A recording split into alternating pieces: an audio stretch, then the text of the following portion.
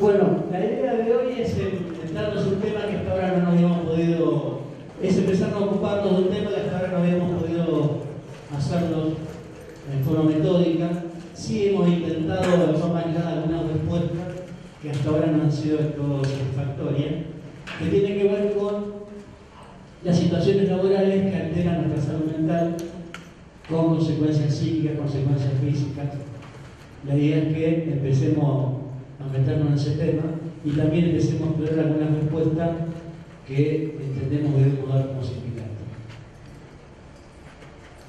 Un dato importante, uno a veces tiene la percepción de que tal tema o tal enfermedad o tal situación es mucho más común que algún hecho aislado. Y por ejemplo, nosotros tenemos la percepción que los problemas psíquicos son mucho más de los que se ven. Y en el último documento de la Organización Internacional del Trabajo, emitido el 28 de abril de este año, esa percepción nuestra, acá a nivel local, fue corroborado también a nivel internacional. La OIT, en el documento del 28 de abril de este año, cuando plantea que por cada muerto por accidente de trabajo hay 6 que se mueren por enfermedades de origen laboral y eleva de 2 millones de trabajadores a 2.140.000 en el mundo los que pierden la vida por año. En ese documento también plantea que los trastornos musculoesqueléticos, lumbar, carpiano, etc., junto con los trastornos mentales, son de las enfermedades que más se empiezan a registrar y se empiezan a hacer más comunes. Así que, tomado más seriamente nuestras percepciones locales, afirmadas por el documento de IT, entendemos que es hora de que empecemos también a ocupar y desarrollar este tema, empezar a investigar, empezar a intentar generar respuestas. Así que la primera es hoy invitar a estos 4 compañeros que son psicólogos, que después los vamos a presentar. Al mismo tiempo, la idea de hoy era también, si bien es una jornada nacional, hemos invitado a algunos compañeros de otras regiones, pero también era empezar a profundizar un ámbito más metropolitano, entendiendo que la capital federal, el Gran Buenos Aires, tienen temáticas parecidas. Es por eso que también esto se ha denominado encuentro metropolitano y por eso están los compañeros del Departamento de Salud Laboral de Capital Federal y de Provincia de Buenos Aires.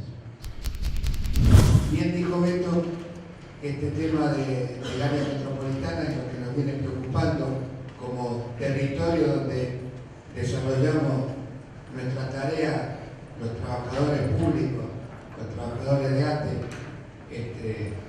en los distintos organismos. Y tener en cuenta que es todo uno este territorio y que nuestra problemática no va a ir mejorando si no es de la mano de entender qué pasa a nuestro alrededor, cuáles son los elementos que están circulando nuestra mejor calidad de vida. No va a ser posible si no nos juntamos a construir desde la academia, como hoy lo vamos a hacer con los expositores que van a estar aquí, y desde la lógica nuestra como trabajadores. Estos procesos también se están dando en la República Oriental del Uruguay, y justamente nos han mandado un mensaje desde la Cátedra de Psicología del Trabajo, cátedra que trabaja conjuntamente con la Secretaría de Salud Laboral del PIT-CNT, nos han mandado la adhesión, nos han felicitado por este encuentro desde ese lugar, porque entienden que es la mejor manera de construir nuestro proceso de conocimiento propio para sentarnos a discutir las mejores condiciones y medio ambiente de trabajo. No hay otra manera que construir nuestro propio conocimiento. No hay otra forma, porque de lo contrario nos impone la lógica del conocimiento que tiene el funcionariado y que tiene la academia que no ve al laburante como un tipo que produce la riqueza en este proceso y en esta sociedad. Lo ve como algo que es propio de la construcción del lucro de las empresas, de los empresarios y de un Estado que se está transformando en una empresa. Por eso tanto se va achicando, y cuánto más que se va achicando en este proceso de reforma que se ha iniciado en la década de los 70 y que viene culminando con este proceso. Yo creo que estamos frente al tercer momento de cambio en la reforma del Estado y vienen para achicarlo más. Entonces nosotros tenemos que contestar con nuestra lógica, con nuestra producción de conocimiento, que la vamos a hacer desde el sindicato y desde la academia, con los laburantes universitarios que piensen como nosotros. En esa conjunción vamos a estar y en esa construcción vamos a estar para desde nuestra lógica imponer una nueva sociedad, un nuevo Estado que sea conducente hacia una mejor condición de vida. Buenos días a todos. Nosotros hoy, como decía Marcelo hace un rato, la idea era empezar a vincularnos y a articular acciones en conjunto entre Capital Federal y Provincia de Buenos Aires, entendiendo que los trabajadores, tanto de Capital como de Provincia, cruzan de un lado hacia el otro a trabajar. Los riesgos a los que están expuestos y las condiciones de trabajo a los que están expuestos son similares y entendemos desde la provincia que los espacios de formación son fundamentales para discutir nuestras condiciones de trabajo, aprovechar todos los espacios de formación que se brindan en nuestra organización y en la central. Aclarar también que hoy no está Teresa Mata, que es mi compañera del Departamento de Salud Laboral, porque conjuntamente hoy cumple 5 años con MISACEP, que es un lugar donde se discute en la provincia de Buenos Aires condiciones y medio ambiente de trabajo, y que nuestra organización, en la persona de Teresa, es quien lleva la secretaría, así que formalmente tendría que estar ella presente allí, pero hemos trabajado y todos los compañeros de la provincia de Buenos Aires para fomentar estos espacios de debate y discusión.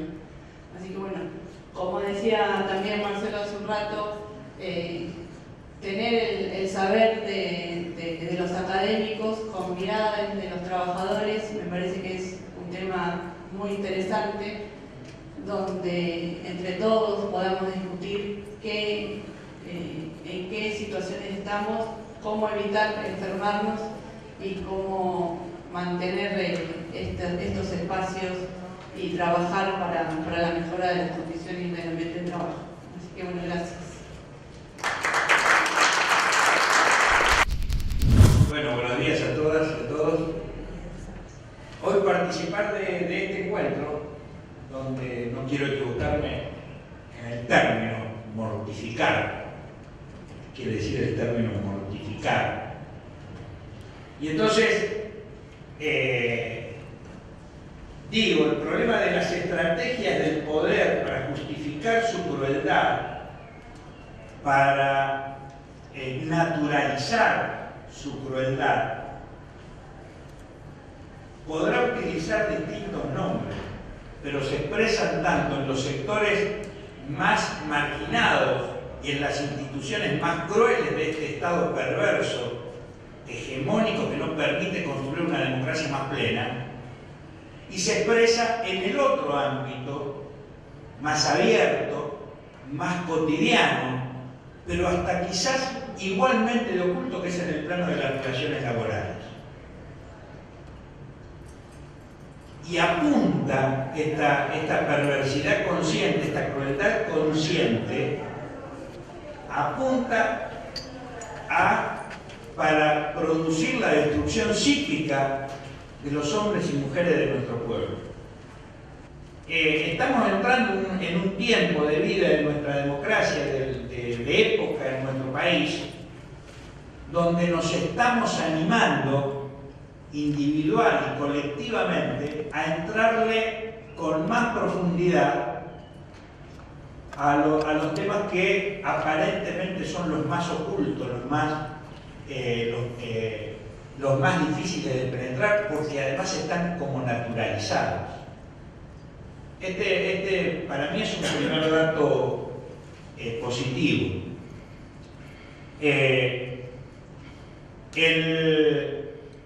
El segundo es un dato negativo, que es aceptar conscientemente que vivimos en una sociedad, en una estructura de poder cada día más cruel, y en el cual, como no podía ser de otra manera, los trabajadores estamos en el centro, en el blanco, diría yo, de esa crueldad planificada que destruye física y psíquicamente. Destruye el cuerpo y destruye la psique.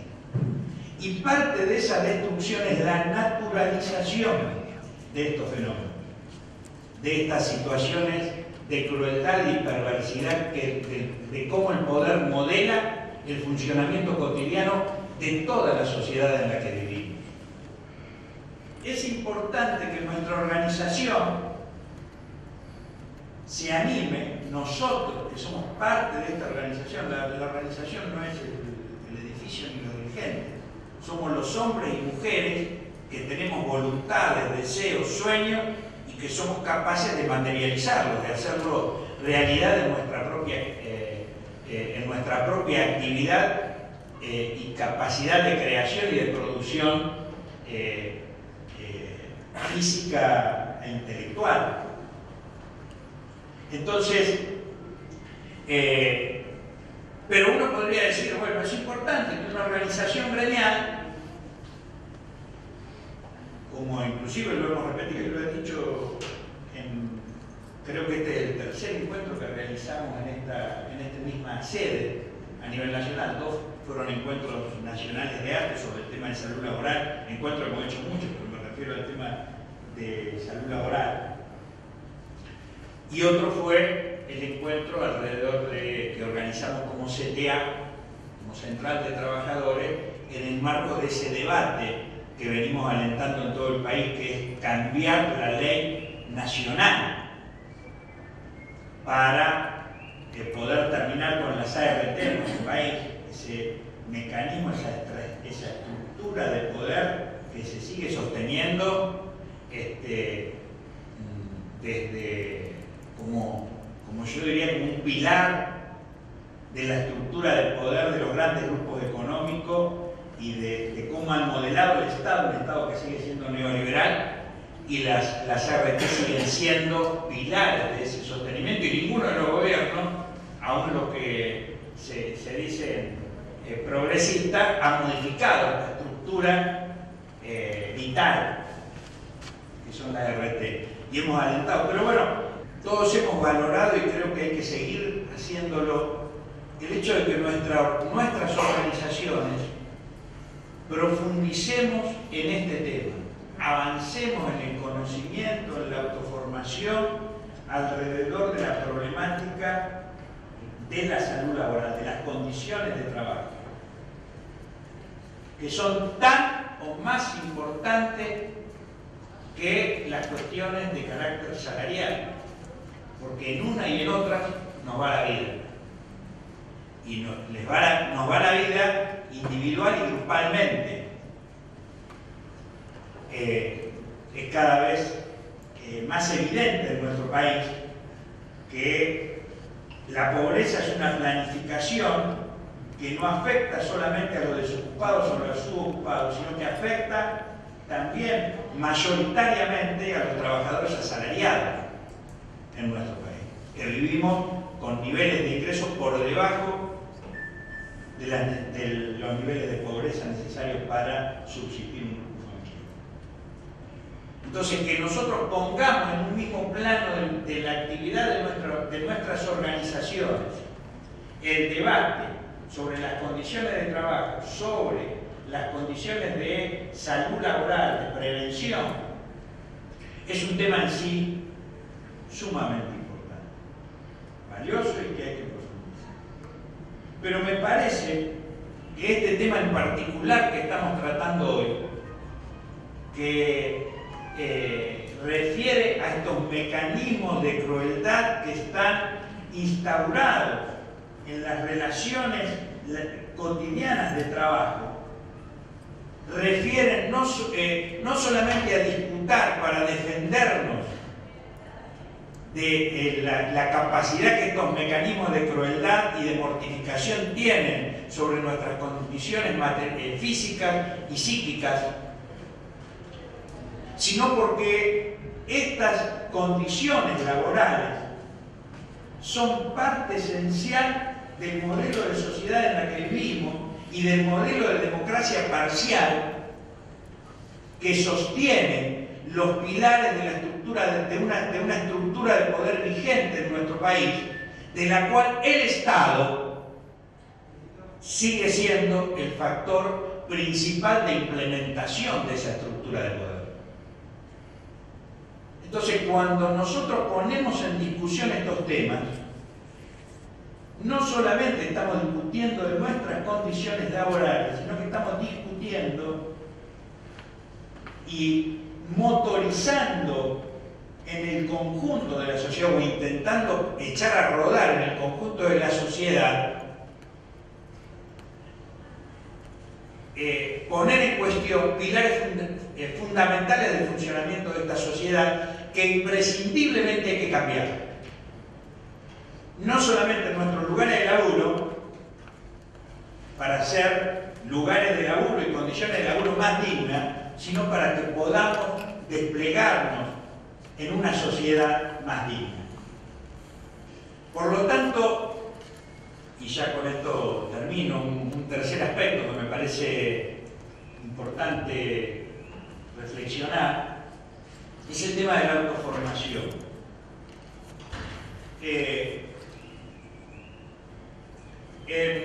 En la estructura de poder hegemónico, dominante en nuestra sociedad,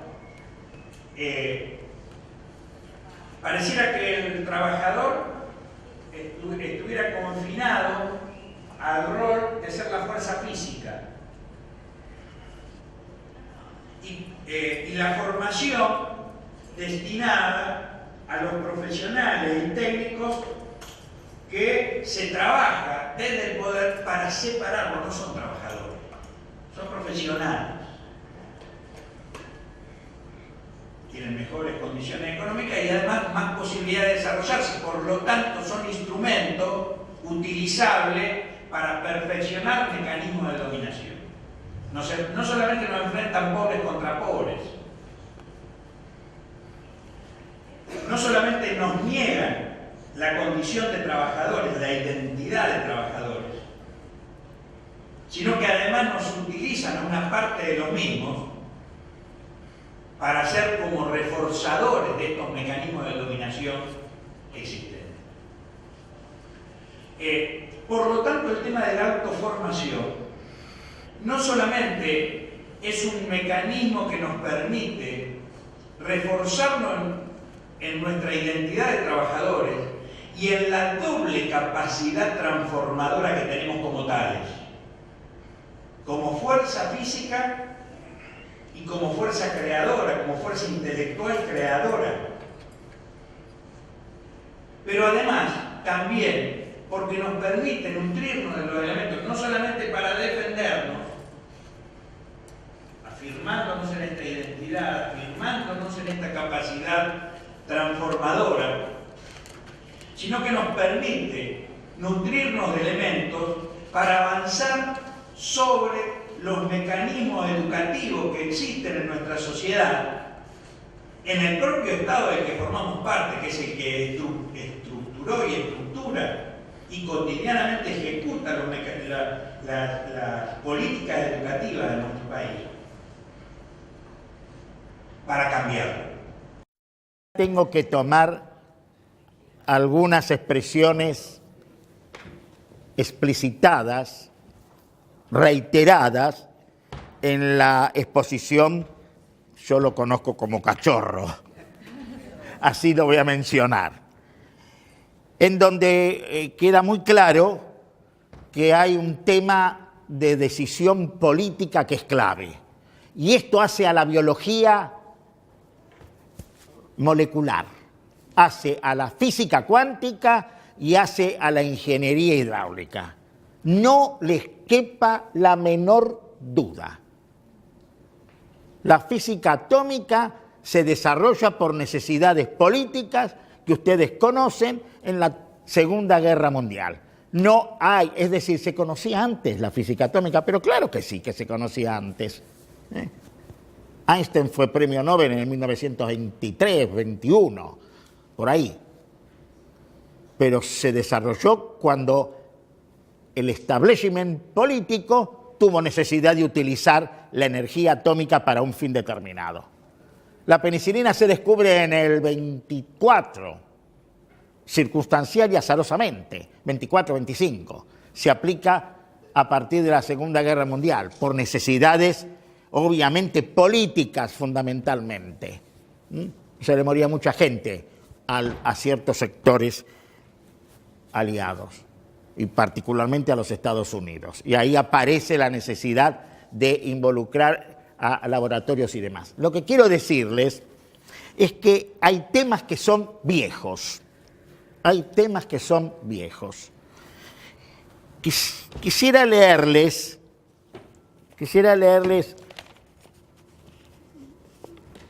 los médicos, le voy a leer una canchita. Los médicos se vieron así frente a la tarea de investigar la naturaleza y el origen de las manifestaciones patológicas en el caso de estas personas. Al menos en algunos de estos enfermos, los signos patológicos no provienen sino de un influjo alterado de su vida anímica sobre su cuerpo. Por tanto, la causa inmediata de la perturbación ha de buscarse en lo anímico. Solo tras estudiar lo patológico se aprende a comprender lo normal. Acerca de la influencia de lo anímico, desde siempre se supieron muchas cosas que solo ahora se han puesto bajo la luz correcta.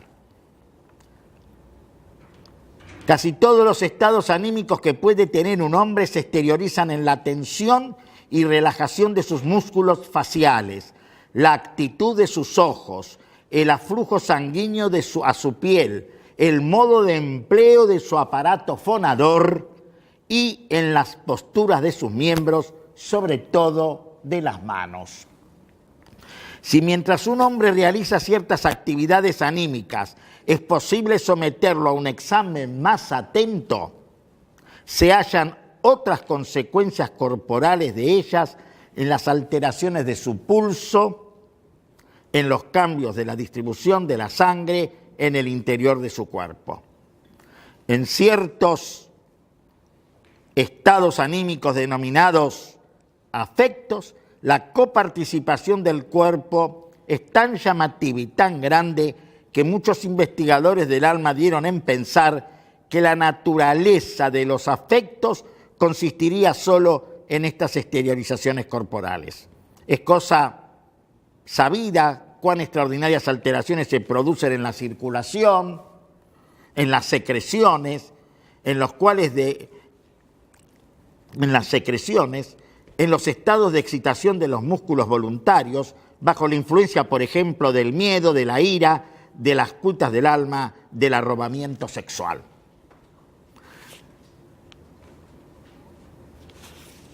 Por último, no quiero hacer más cita que esta, por último, no hay ninguna duda de que la duración de la vida puede ser abreviada notablemente por afectos depresivos, o que un terror violento, una mortificación o un bochorno muy vivos pueden ponerle fin de manera repentina.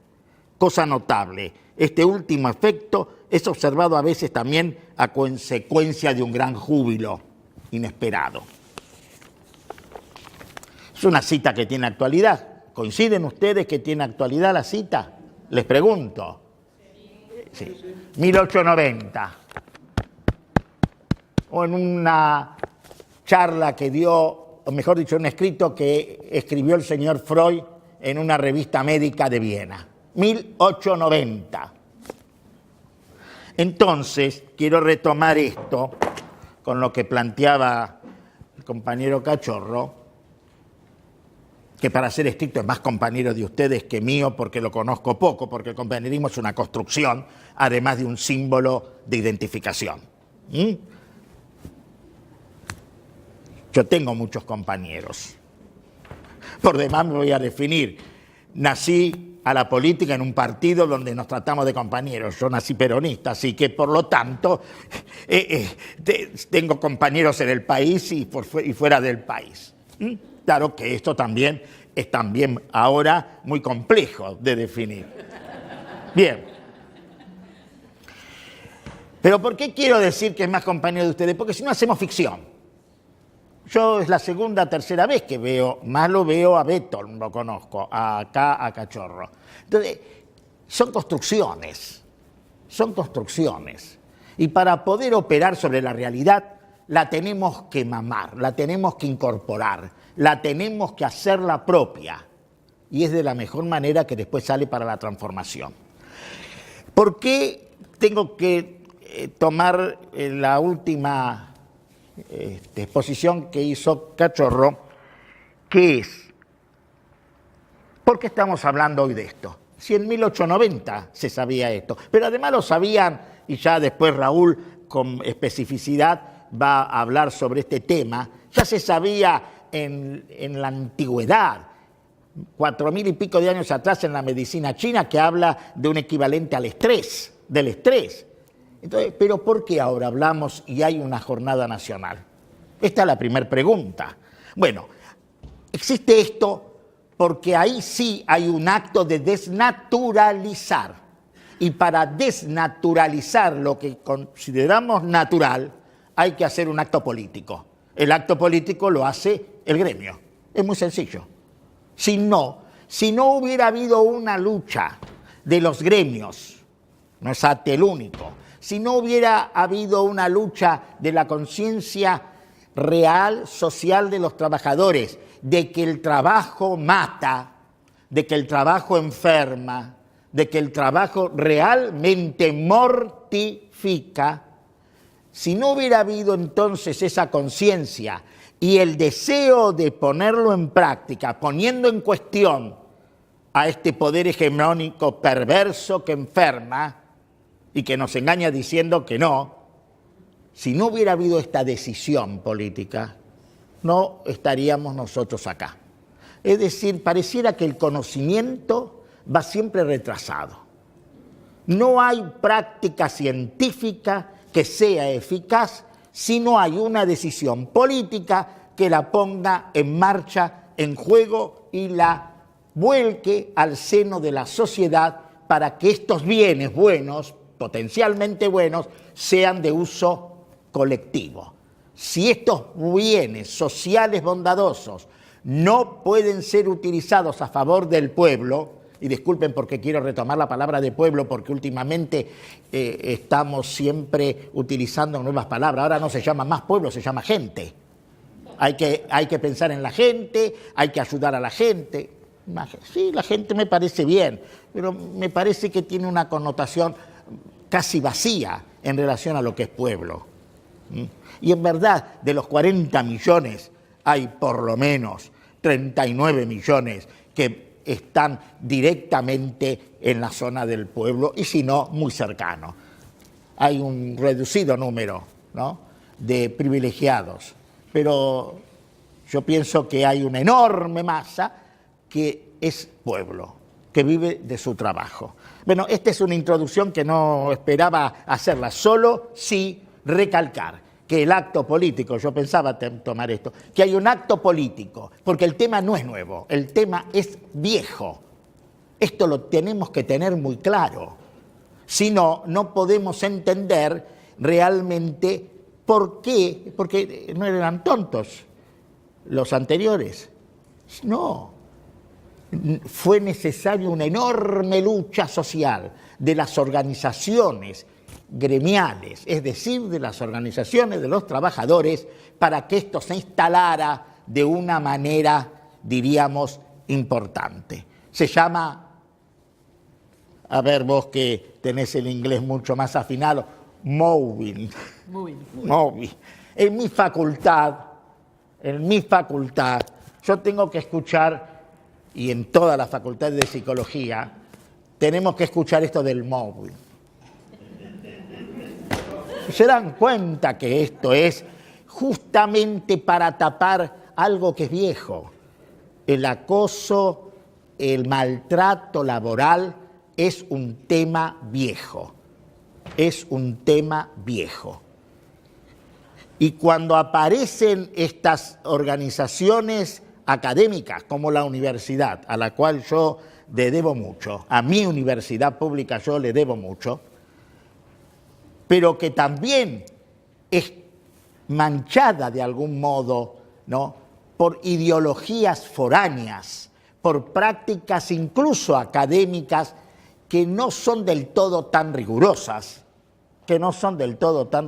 y aparecen estos nuevos inventos, el móvil. ¿Por qué no le llamamos como tenemos que llamarle? ¿Por qué no le decimos a la gente, el pueblo, y por qué no le llamamos a esto maltrato o acoso laboral? Bueno, y ahora sí,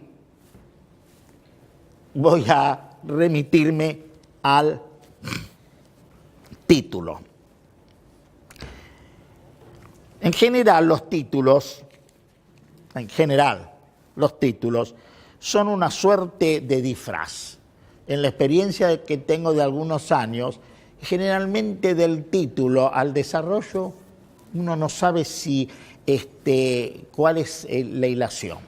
Acá yo voy a subrayarle a ustedes que nos vamos a quedar fijados al título.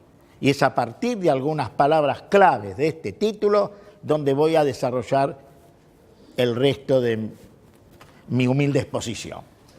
Las mortificaciones en las prácticas laborales y sus consecuencias en los trabajadores como sujetos pasivos de la misma. La mortificación. Ustedes leerán ahí que yo me tomé el trabajo de definir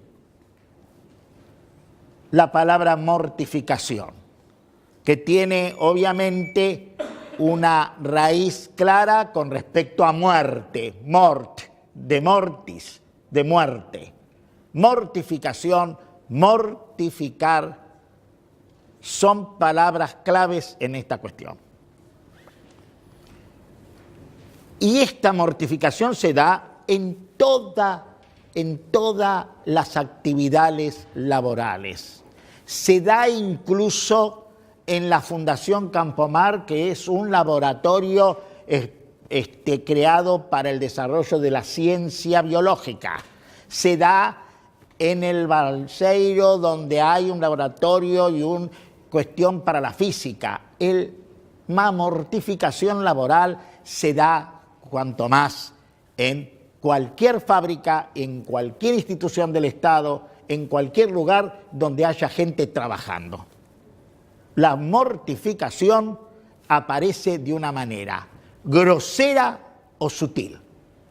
Este es otro tema que también tenemos que... Ahora, ¿cómo detectar la mortificación? Vean ustedes que por qué yo pongo 3 acepciones del diccionario de la lengua española y me basé en el diccionario de María Moliner, considerado uno de los mejores diccionarios de lengua española. Primero, privar de vitalidad alguna parte del cuerpo. Vean lo que es la mortificación, cómo está definido. Dañar, escoriar, herir o lesionar un tejido orgánico. 2. Atormentar o molestar mucho a alguien física o moralmente. Hacer padecer al propio cuerpo. Y 3, hacer que alguien se sienta humillado o maltratado.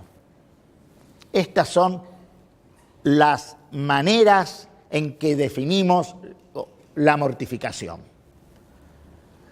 No hace falta que les diga que todo esto apunta a un ataque al cuerpo. Y el cuerpo, ¿qué es el cuerpo? ¿Es una entelequia? ¿El cuerpo es un organismo? Si es un organismo, ¿somos igual que una ameba?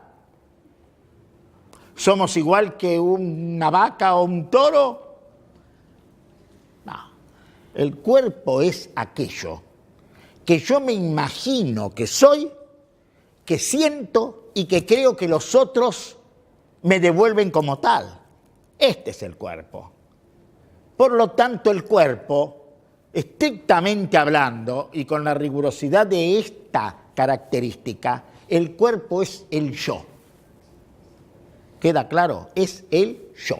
Es el yo siento, el yo me imagino y el yo que creo que los otros se imaginan de mí. Disculpen que les doy... Este es otro verso. Así me hacen, así me cargan los tres. De degenerados que son, de jóvenes degenerados. Les aclaro que yo tengo una posición, incluso que en mis clases en la universidad lo digo. Es decir, se justifica y es necesario que un joven sea degenerado, porque de lo contrario de viejo se torna perverso.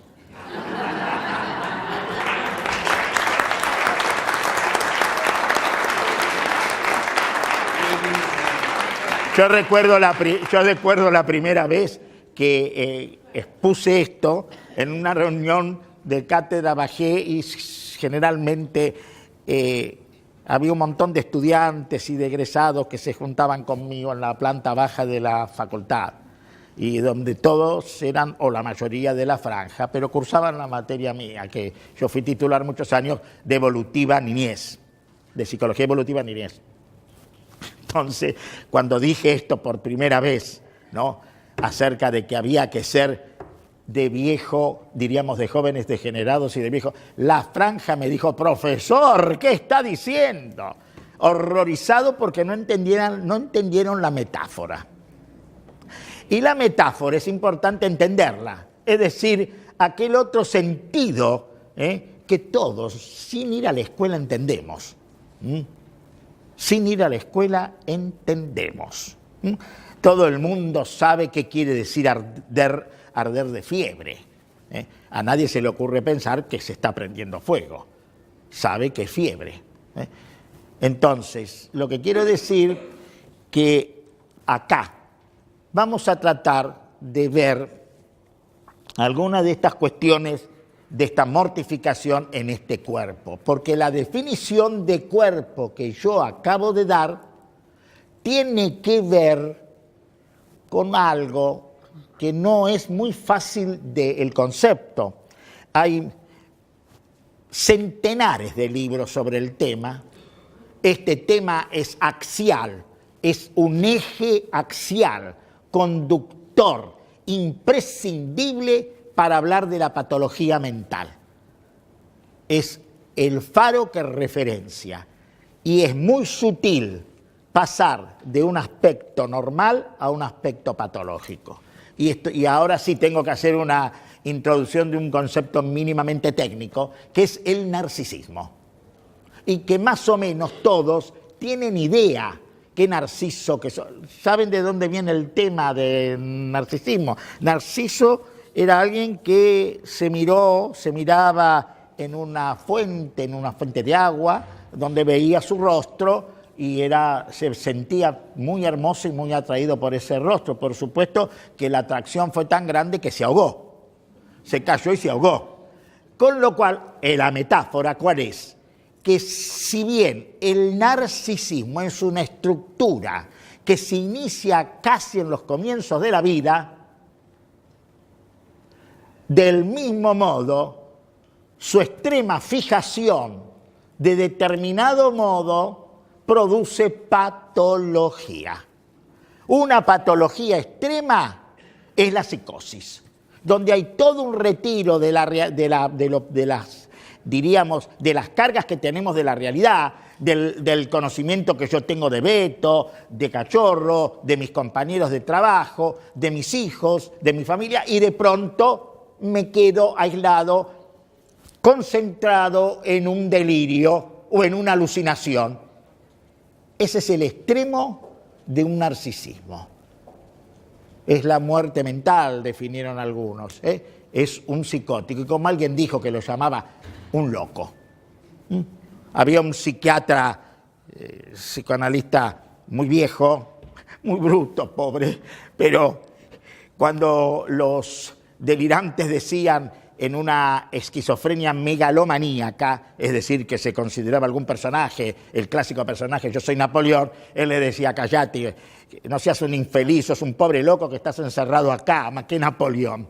Era muy bruta la llamada a la realidad, el loco no se daba por aludido, por supuesto, ¿no?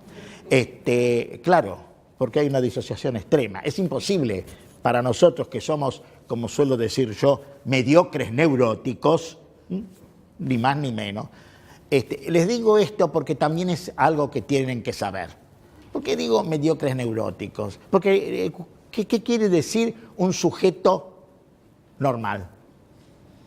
Hay tres estructuras. Tres. O somos neuróticos, o somos psicóticos, o somos perversos. No hay más. Claro que esta es una nosografía clínica introducida por el señor Freud, es decir, por el psicoanálisis. Y nadie ha podido revertir esto. Por más que el DSM-4 tiene como 180 cuadros, pero son cuadros externos de lo manifiesto. La estructura es algo que no se ve. Es neurótico el que se angustia y sufre, el que tiene culpa y quiere apaciguarla.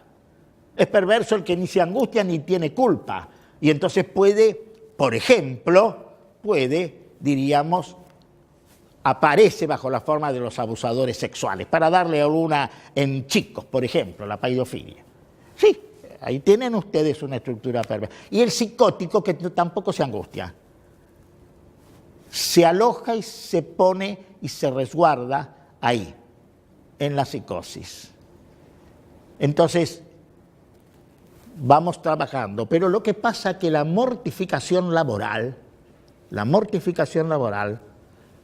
puede producir cualquier efecto, muy particularmente un incremento neurótico, y salimos de la neurosis mediocre, y se fija un cuadro neurótico grave, o puede producir a veces,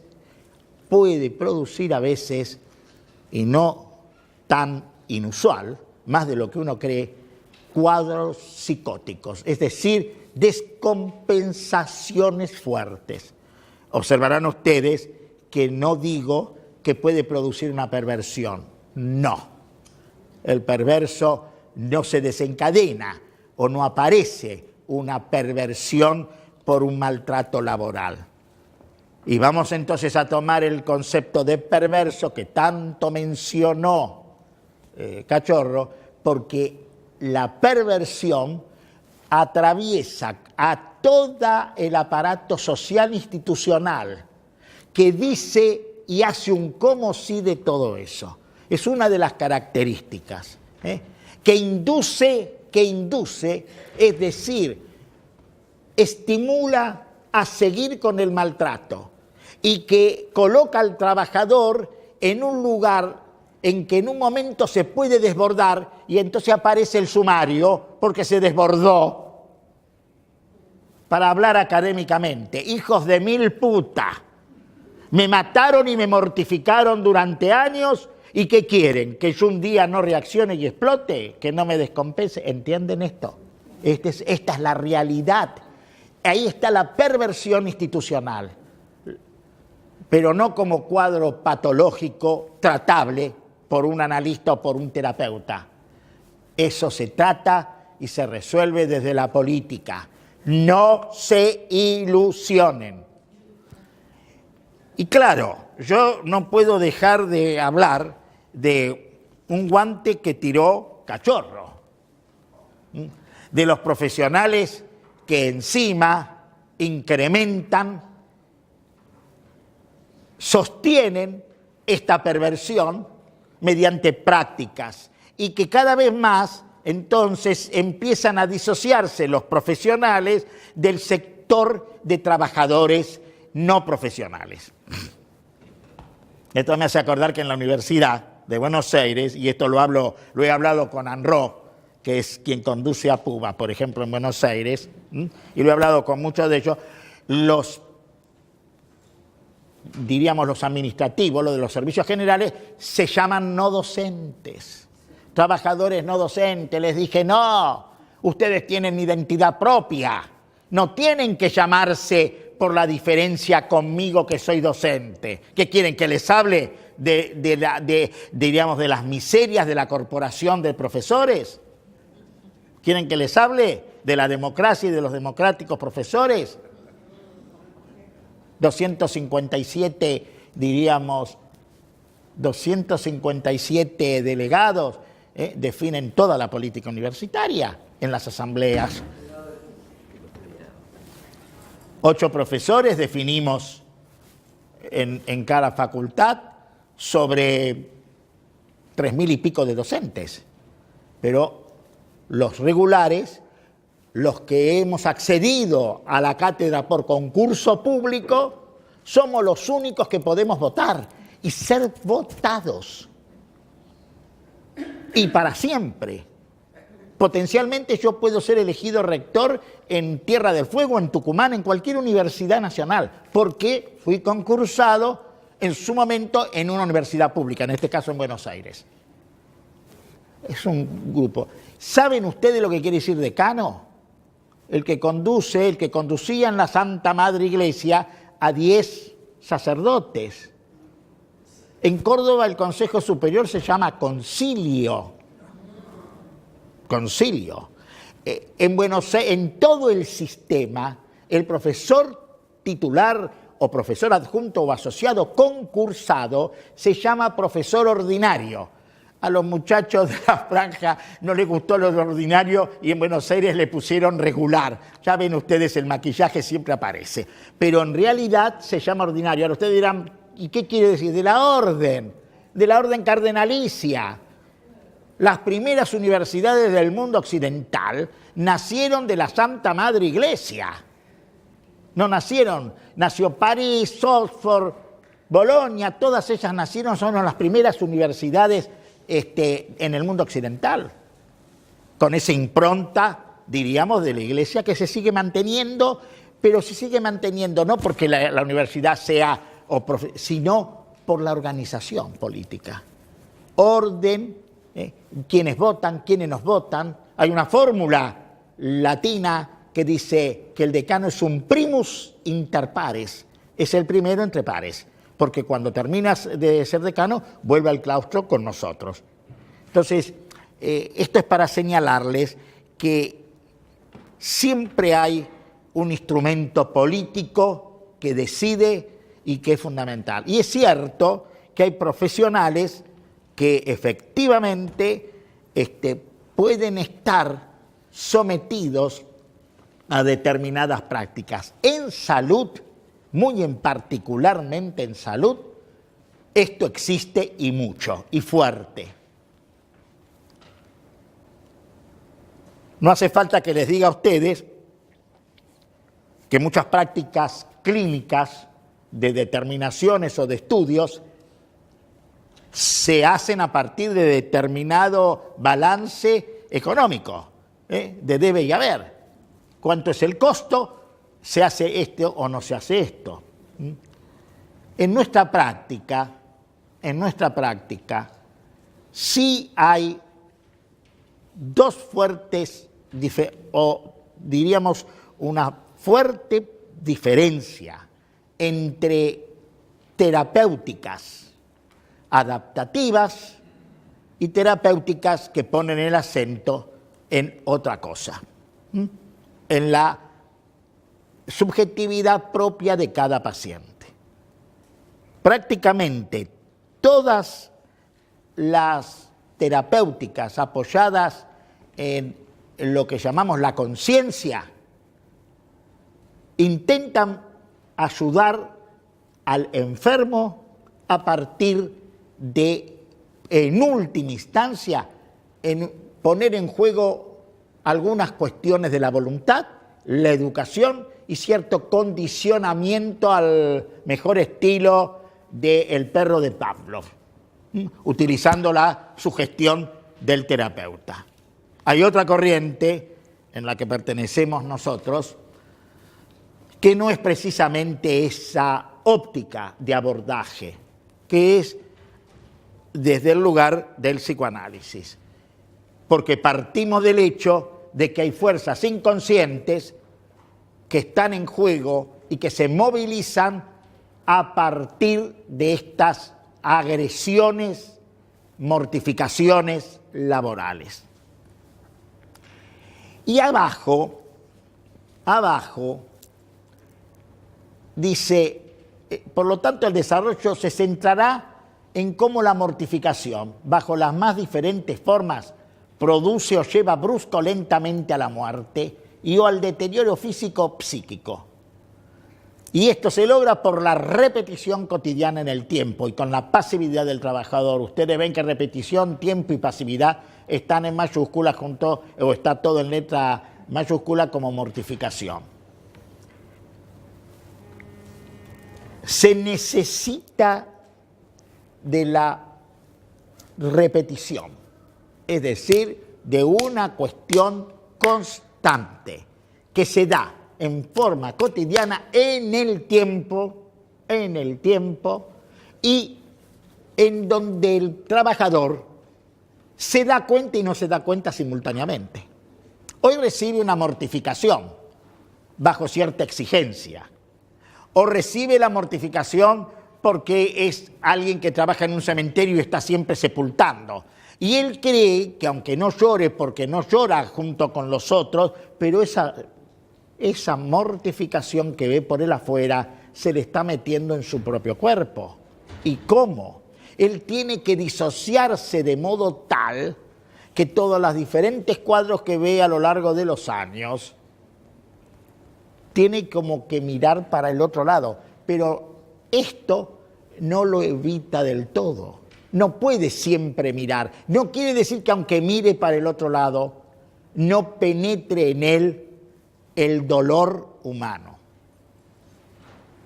Me contaba un conductor de ambulancias que estuvo conduciendo ambulancias durante 12 años,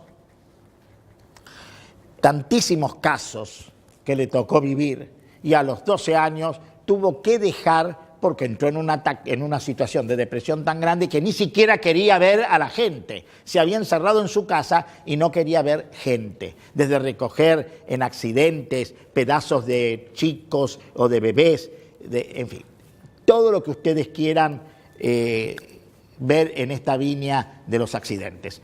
En una palabra, que esto va mortificando el organismo.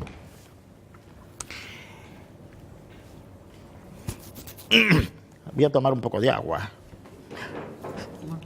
Gracias.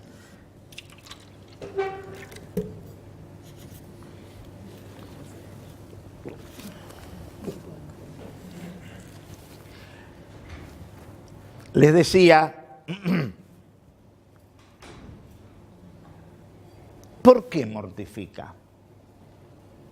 Y acá tengo que introducirlos. No es casual que yo sea el primer expositor por el tema que estoy colocando aquí. ¿Por qué mortifica? A ver, todo organismo vivo, todo, y no solo los animales, sino las plantas, obvio, todos los organismos vivos nacen y tienen vida, y por lo tanto todo organismo vivo tiende a la muerte. Todos, sin excepción. Todos nosotros que estamos acá tenemos una sola certeza en la vida, de que nos vamos a morir. Nada más. Cuando aquel viejo refrán, seguro está preso, disculpen que tan temprano de la mañana les traiga un tema tan interesante y vivaracho, Pero esto es así. Esto es así. Todos sabemos que nos vamos a morir. Pero nos vamos a morir aún tengamos la mejor de las vidas, donde las mortificaciones sean mínimas, donde nuestro bienestar cotidiano sea casi siempre el más benéfico para nosotros, en las mejores condiciones. ¿Por qué? La primera pregunta es que así como desde tiempo antiguo se decía tenemos un instinto de vida que hace que yo me defienda de estos tres cuando me quieren linchar, por ejemplo,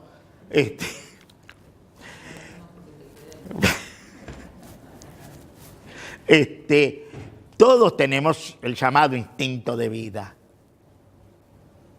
Y nunca decimos que hay un instinto de muerte, pero lo tenemos dentro de nuestro propio organismo. Es la cosa más complicada, la cosa más temerosa.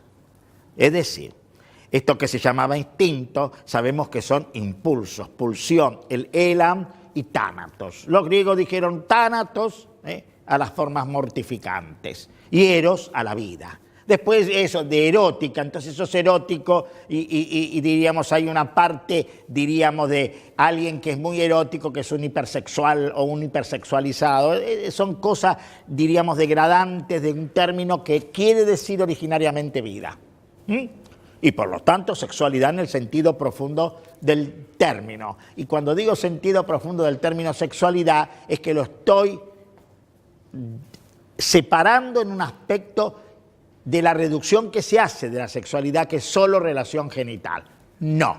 El bebé tiene sexualidad cuando todo él es acariciado por su madre, por sus padres, por sus abuelos. Y él está todo erogenizado y es puro placer. ¿Quién sabe si ese abuelo es un perverso que se excita acariciando a su nieto? Solo lo sabe el abuelo, porque el chico no tiene la más remota idea de que es usado como objeto sexual por su abuelo. Y esto lo digo como una nota a pie de página, porque no todos los padres que traen a sus hijos a la consulta como el niño abusado es de ese modo. No sabemos si hay un trauma. Es decir, que lo que aparece... Ahora, si yo digo esto en la televisión, me dicen que yo estoy generando, diríamos, la pedofilia. ¿Entienden lo que o la pedofilia? ¿Entienden lo que quiero plantear? Esto se ve en la clínica en cada caso.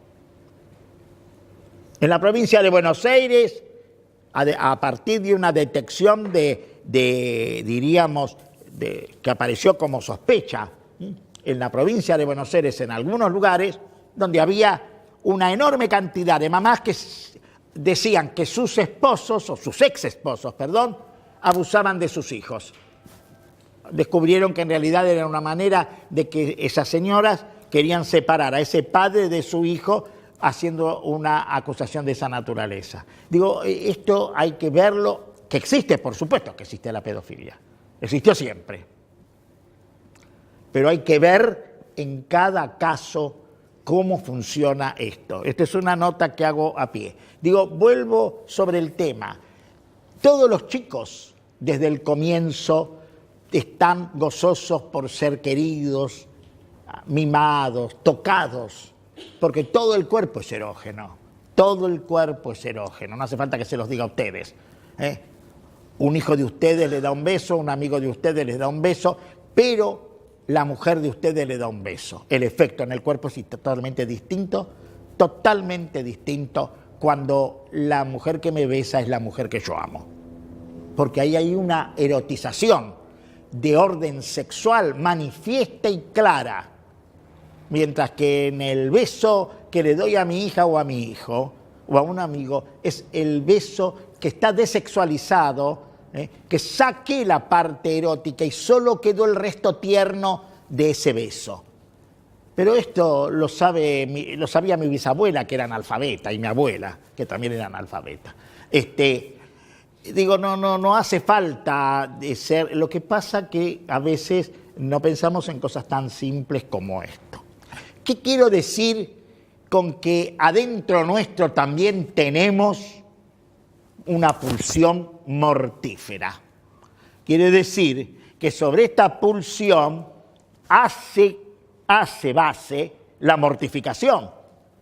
No sé, es decir, tenemos nosotros esta capacidad no solo de vida, sino de muerte. Este es el punto.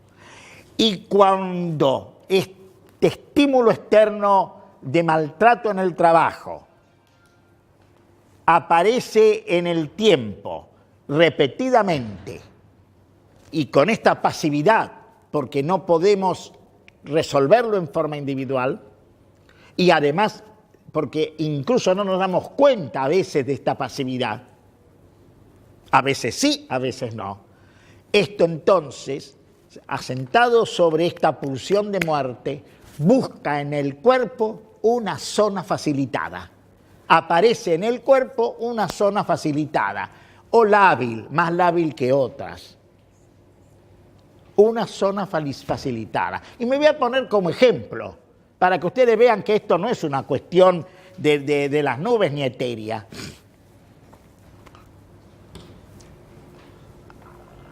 En el 87, hace 20 y tantos años, yo tenía 48 años, tengo 74,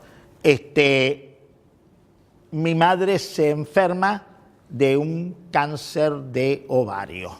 Yo ya sé que es terminal, sé que se va a morir, lo sé, la acompaño en los 3-4 meses que pude despedirme, muere en el Hospital Durán. Yo tengo en ese entonces un exceso de quilaje, 15 kilos más de lo que tengo ahora. Y se estaba muriendo mi mamá. Desde los 25 años yo venía haciéndome mis rigurosos chequeos en el más alto nivel de la clínica, cuando el LANARI estaba manejado por LANARI y era un instituto privilegiado de la clínica argentina, y no solo argentina, sino mundial. Así que no tenía ningún problema, venía muy bien. Tenía un factor de riesgo, 15 kilos de más. Y se estaba muriendo mi mamá. Ese era otro factor, pero necesité un tercer factor que lo descubrí ahí para hacer una diabetes de tipo 2. Hice una diabetes de tipo 2. Fui a hacerme mi chequeo anual y me sale 1,64 de glucosa, ya está. Se declaró. Me lo hice 2 veces para confirmar, no necesitaba ni siquiera hacer una curva. Sabía que yo tenía una diabetes tipo 2. Ahí descubro que había una disposición genética. Se necesita una disposición genética, un factor de riesgo, la gordura, y un desencadenante anímico, un desencadenante nada menos que como la muerte de un padre, de una madre, a la que yo, con años de análisis, tenía todo elaborado, pelotas. Y esto es para limpiarles la cabeza a estas pavotas psicólogas y estos pavotes psicólogos. Un duelo mal elaborado, tenés que verlo. Basta. Ante lo siniestro, ante lo real, no hay palabras. No hay palabras. Y ante la muerte de una madre o un padre, no hay palabras. Ni hablar frente a la muerte de un hijo. No hay palabras. Y los efectos que produce son a veces inconmensurables. Pero sí se puede evitar o reconducir y protestar y cambiar las condiciones laborales que mortifican. No puedo cambiar las situaciones de muerte de mis padres. No puedo cambiar a veces ciertos factores de riesgo o ciertos factores genéticos. Ciertos factores de riesgo sí, pero genéticos no. Pero sí puedo cambiar las condiciones colectivas diríamos, del maltrato laboral. Yo ya creo que me pasé demasiado, ¿no? Sí. Entonces... Sí, pero es un placer. Trabajan ad honorem estos atorrantes. Ni siquiera, salvo una, tienen renta. Así que no le puedo dar una renta, porque él es un placer, dice Raúl. Raúl porque me quiere. Bueno, les quiero decir que, para terminar, El tema, como seres humanos estamos siempre en situación de riesgo, pero el maltrato laboral puede ser reconducido. Cuando esto no ya se mella en cada uno de los sujetos, a veces es inevitable, o casi siempre, obviamente, el tratamiento individual. Pero el tratamiento individual es un momento posterior. Lo que hay que tratar de modificar son las condiciones colectivas de ese maltrato para evitar, porque esto es como el tema de la tuberculosis. ¿Qué demonios vamos a hacer si la pobreza se instala y no hay, diríamos, las nutriciones necesarias? Evidentemente la tuberculosis tiene el campo orégano, por más penicilina y demás cosas que haya. Obviamente esto es lo mismo. Por ahora dejamos. Gracias. Gracias.